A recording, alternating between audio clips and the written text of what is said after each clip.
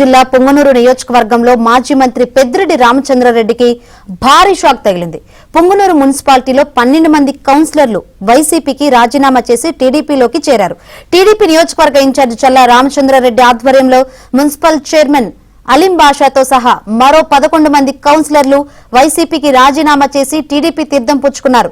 కేవలం పదవులు మాత్రమే తమదని, అధికారం మొత్తం చలాయిస్తున్నది పెద్దిరెడ్డి రామచంద్రారెడ్డి అంటూ అలాంటి అరాచకాన్ని భరించలేక టీడీపీలోకి రావడం జరిగిందని బాధిత కౌన్సిలర్లు స్పష్టం చేశారు. ఇలాంటి చేరికలు మరిన్ని నియోజకవర్గాల్లో జరిగే అవకాశాలు ఉన్నాయంటున్న నియోజకవర్గ ఇన్ఛార్జ్ చల్లా రామచంద్రారెడ్డితో మా చిత్తూరు ప్రతినిధి Manohar Reddy face to face.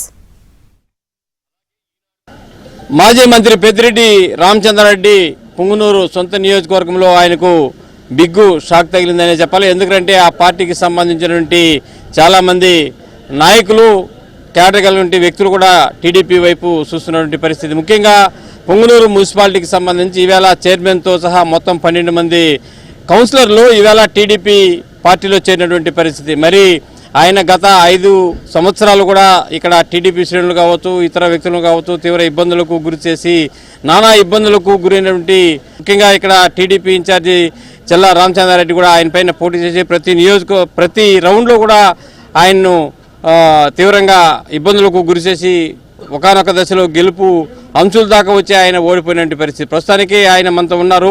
మరి పుంగనూరు నియోజకవర్గంలో జరుగుతున్నటువంటి పరిణామాలపైన మనతో మాట్లాడడానికి సిద్ధంగా ఉన్నారు. చెప్పండి అన్న, ఏంటి ఈవేళ పుంగనూరు నియోజకవర్గానికి సంబంధించి ఏం జరుగుతుంది, భవిష్యత్తులో ఏం జరగబోతుంది?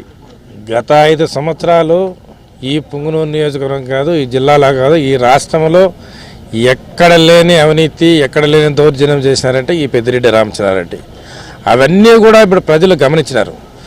గమనించి ఈరోజు ఏదైతే అతను చేసినాడో అది మరి అతనికే ఈరోజు అతని శాపంగా మారిపోయి అతనికే చుట్టుకొచ్చే పరిస్థితి కనపడుతుంది. కళ్ళకి అద్దంటే ప్రజలు బుద్ధి చెప్తున్నారు. ఏదైతే కుప్పంలో చంద్రబాబు నాయుడు అక్కడ ఎమ్మెల్యేగా ఉండి, ఒక ప్రతిపక్ష నాయకుడిగా ఉండి, ఒక మాజీ ముఖ్యమంత్రిగా ఉంటేనే ఆయన నియోజకవర్గంలో పోయినిచ్చేదానికి 3 సంవత్సరాలు ఎనలేని ఇబ్బంది పెట్టినాడు ఈ పెద్దిరెడ్డి.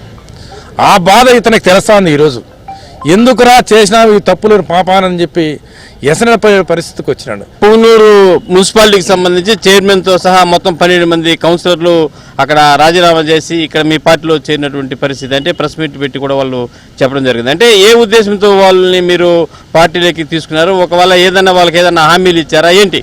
నేను ఎలాంటి హామీ లేదు.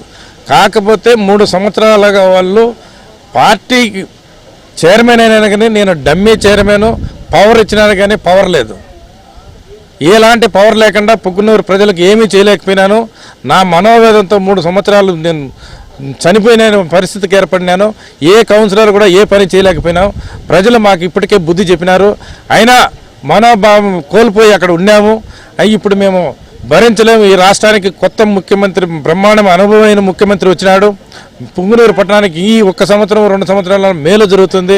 ఇంకన్నా ప్రజలు మమ్మల్ని క్షమిస్తారని చెప్పి వాళ్ళ ఆలోచన చేసుకొని అక్కడ పవర్ లేకుండా ఎన్ని రోజులు బతుకుతావు, పవర్ ఇచ్చినామని చెప్పుకుంటారు. మమ్మల్ని అందరినీ డమ్మీలు చేసినాడు. ఎక్కడంతా మాఫియా అంతా ఒక టీం కుదిలేసినాడు. మమ్మల్ని ఊరికే చూసుకోండి, టీలు తాగే పరిస్థితి తప్ప మేము ఏమీ చేసింది లేదని చెప్పి వాళ్ళ తప్పులు వాళ్ళే ఒప్పుకుంటా ఉన్నారు. స్టేట్లో ఎక్కడ కూడా ఇంతవరకు వైసీపీ నుంచి టీడీపీలో వచ్చినటువంటి పరిస్థితి కనిపించలేదు.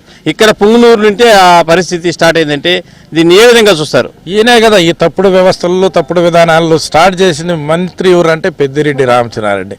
అందుకే ఇక్కడి నుంచే స్టార్ట్ అయింది. ఏదైతే ఆయన ఇదివరకు చేసిన తప్పులన్నీ ఎక్కడి నుంచి చేశాడో పుంగనూరు నుంచే స్టార్ట్ చేశాడు. ఈయనకు పుంగనూరు నుంచే స్టార్ట్ అయినాయి, ఇక్కడి నుంచే స్టార్ట్ అవుతాయి. ఇది రాష్ట్రం అంతా అందుకుంటుంది. అది మొదటిగా పుంగనూరులోనే స్టార్ట్ అయింది కాబట్టి ఇతనికే బుద్ధి చెప్తున్నారు ప్రజలు. ఎక్కడైతే నాంది పలికినాడో అక్కడే బుద్ధి చెప్తా ఉన్నారు.